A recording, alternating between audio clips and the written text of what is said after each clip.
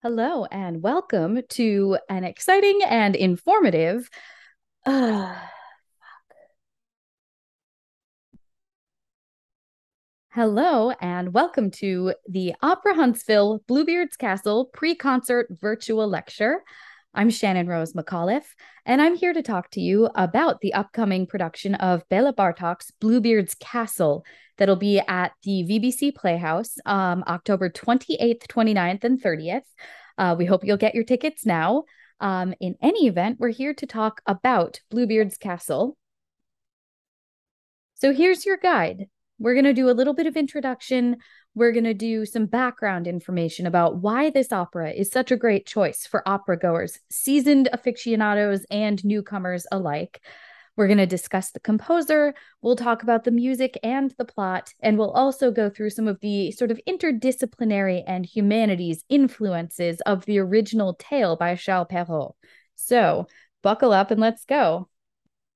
First off, who am I? I'm a performer of opera and choral music. I'm also a trained voice actor, and I also do musicology, which is the sort of applied study of music history. I'm a fierce arts advocate, and I love helping to teach others how to affect change at the local and national policy level.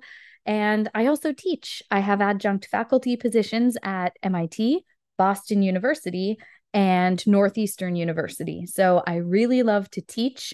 And here's just sort of a selection of the things that I do professionally. So that's my background. And that's why I'm really excited to discuss this really fantastic piece with you tonight. So, why Bluebeard? It's a really interesting plot. It's suspenseful, but it's really easy to follow. And there are only two characters. So it's not a lot of the sort of mistaken identities, 10 characters to keep straight. It's pretty straightforward. So it means that you can give really undivided focus and attention to the drama as it's unfolding. It's also pretty short. It's an hour long.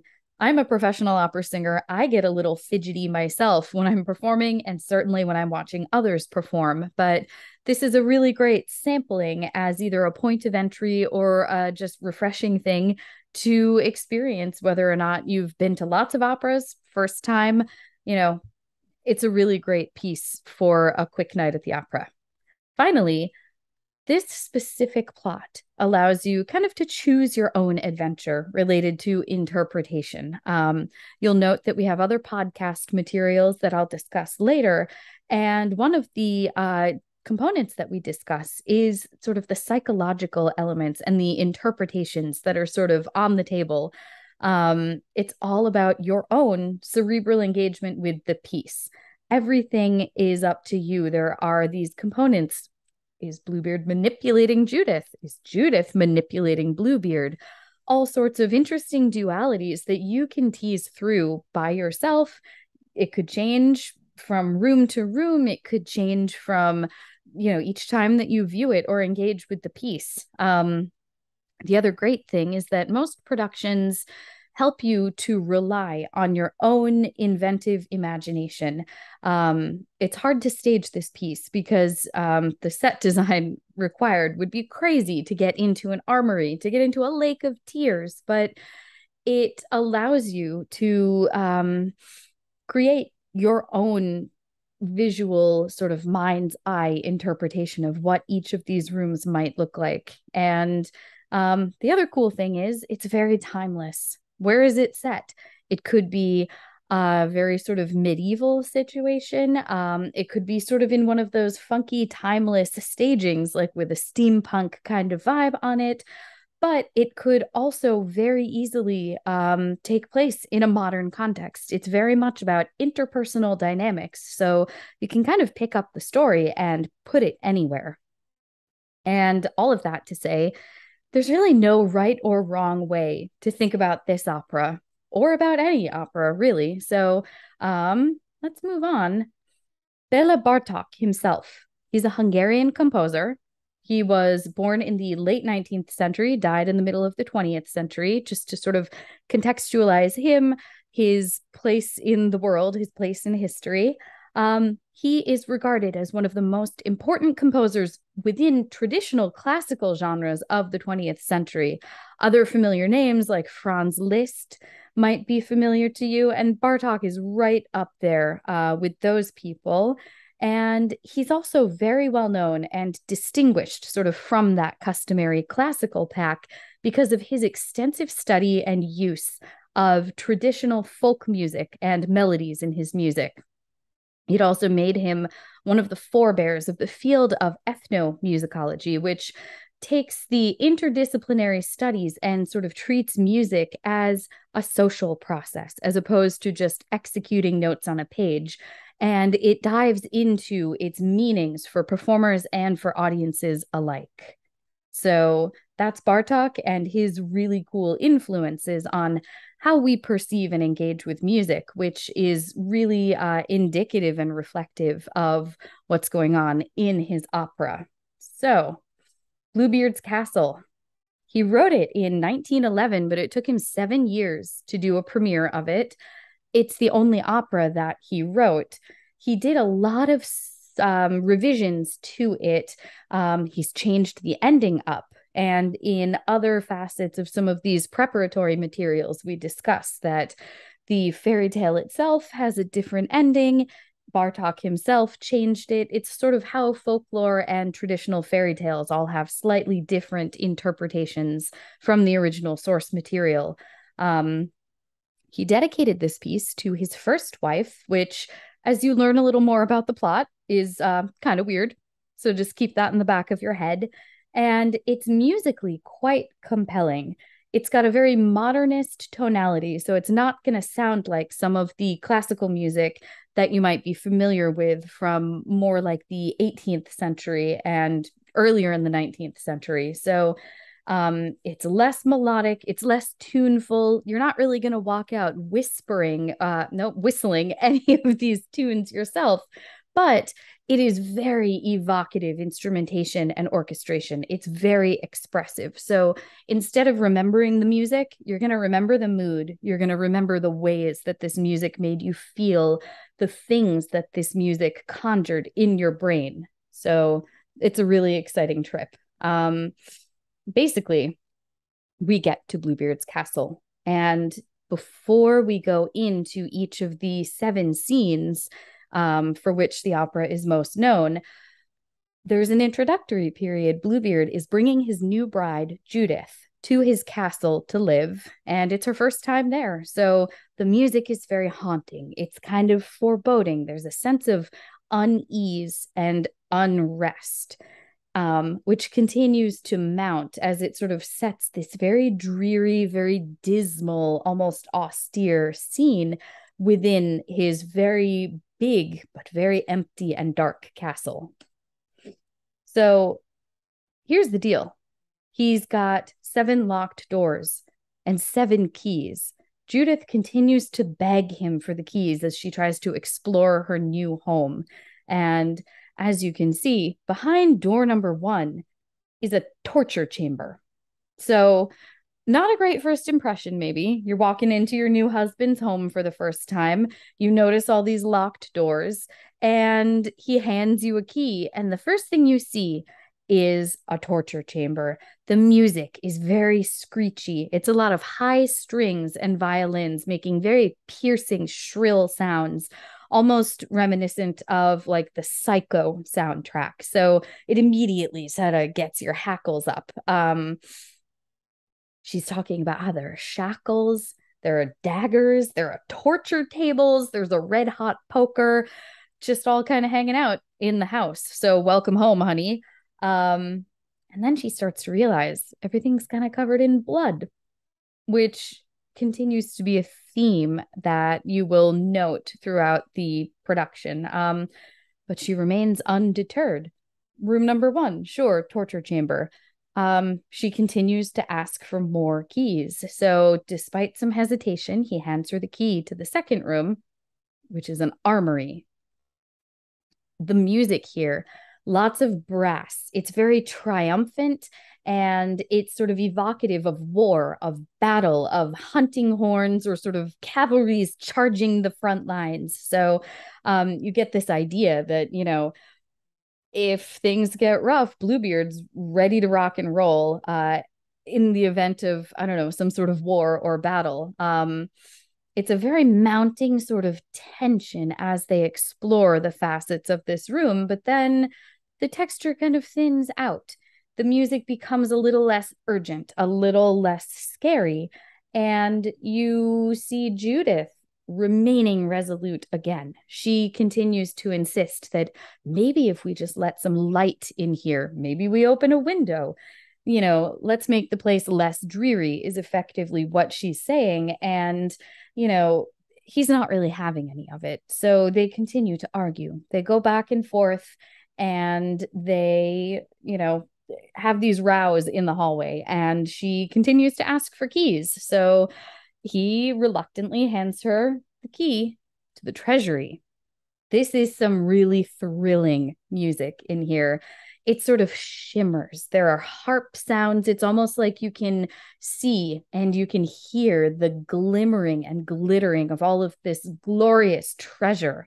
It's a very short scene, though. There's not a lot to unpack here psychologically. It's not scary, except there's blood everywhere again, except it gets kind of scary toward the end. It's almost like we've finally hit a moment of beauty, of respite from all of the shackles and all of the, battle axes and things. We've got this beautiful treasure. And then all of a sudden, it starts feeling a little creepy and uneasy again. So again, the definition of insanity is doing the same thing over and over and expecting a different result. So, as you can predict, we try to go in and find out what's behind door number 4. In this case, it is a breathtaking secret garden. The music is very evocative of sort of pastoral, sunny fields. You hear birds chirping in the flutes, but again, a little dissonance, a little discord creates this sense of unrest. So she's invited to explore this garden. She's exclaiming over the beauty of all of the flowers, of the roses, this sort of magnificent flora, the likes of which she's never seen before. And of course, everything kind of gets dark. Everything gets dismal again. So after more back and forth, we end up at the most breathtaking part of the entire opera. It's the musical climax. There's almost like a heartbeat, kind of heavy, heavy percussion as she's turning the key in the door. You have no idea what's about to happen. She unleashes this just ungodly high C, which sort of gets everybody excited, gets everybody on edge. And what she sees is this incredible, vast, expansive kingdom. There is this very majestic brass. For the first time in the piece, at least prominently, there's an organ sound, a big swelling organ. And then there's just this long, sustained pedal tone, which means that, it's just one continuously long note without a break. And it sort of creates this underpinning of this thrilling, heavy, sort of rapturous excitement. It's a very sort of Lion King moment. Everything the sun touches, everything the light touches is yours. So she is overwhelmed with the magnitude of the beauty of his kingdom. And as predicted again, everything just sort of starts to go a little creepy, a little anxious. There's that sort of, feeling eating away at you that something's not quite right. So at this point, what's behind door number 6? It's a very rippling, calming sound effect. There's still that ominous feeling of lurking disaster. Like if you've ever gone swimming at night, it's still and placid and serene, but you're kind of on edge. Anything that sort of brushes against you is going to give you a start. So that's sort of the sound and the feeling that Bartók creates in this room. But at the same time, it's the most tender and interactive dialogue between the characters. We've sort of almost had a pro forma engagement of, I want the key. I'm not giving you the key. I really want the key. Okay, let's see what's behind the next door. At this point, they're interacting. They're talking more. Bluebeard is trying to kiss Judith. He's taking her into his arms. He's kind of begging her not to go any further. But curiosity gets the best of Judith. She's there. She's married him. She's sort of gone through this psychodramatic adventure of getting to know him, getting to know his house. And she starts asking a lot of uncomfortable questions. She starts getting a little paranoid. She starts getting a little anxious. And this ultimately leads to door number 7, which, I'm sorry, I'm not going to give it away. I've got to leave a little bit for you to enjoy and explore during the opera performance itself. But suffice to say, there is a bit of a cliffhanger. What's behind the 7th door? Judith has her own ideas. Bluebeard really knows what's going on. So I'll be curious to see what you think. But basically, that takes us through our plot of Bluebeard's castle. And onward, we're also enjoying looking through Bluebeard in the humanities. There are influential, aspects of this story that have created a lot of derivative works. It has huge influences in literature. So there are fairy tales that are derived and based off of this. It's inspired some short stories, novellas. Of course, it started as a folk story. It's translated in many iterations into a handful of languages. Here are just a handful, a select representation of popular ones.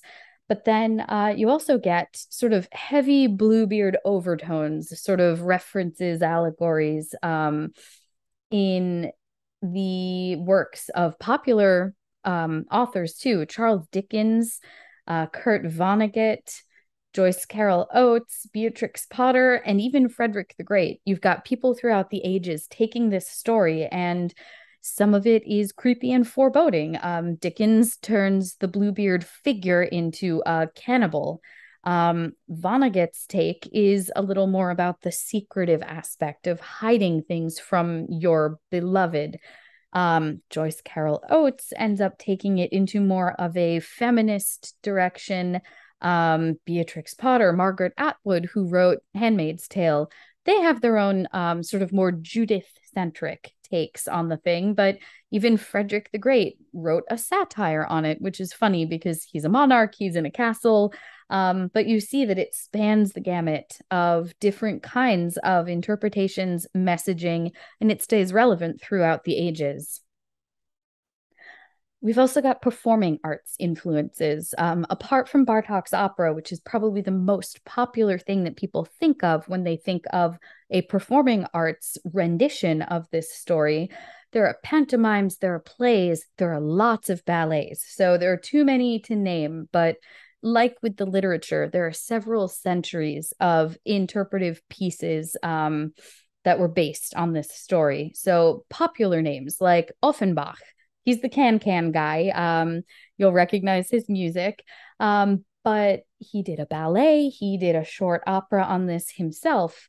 And then there are some lesser-known artists throughout the centuries. We've still got contemporary playwrights doing interpretations. There's a woman based in the UK called Carol Churchill, and her works primarily surround looking at exploring feminism and the abuses of power dynamics. So the story is replete for that kind of analysis, interpretation, and, reimagination.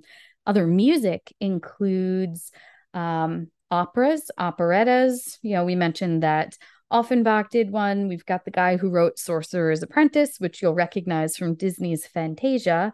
And we've even got influences in pop music. They Might Be Giants and Jeff Buckley.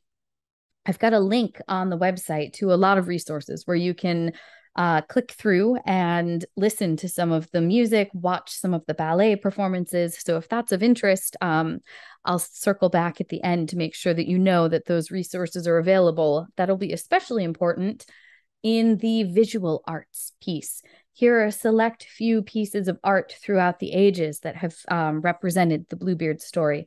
The most famous one is Gustavo Doré.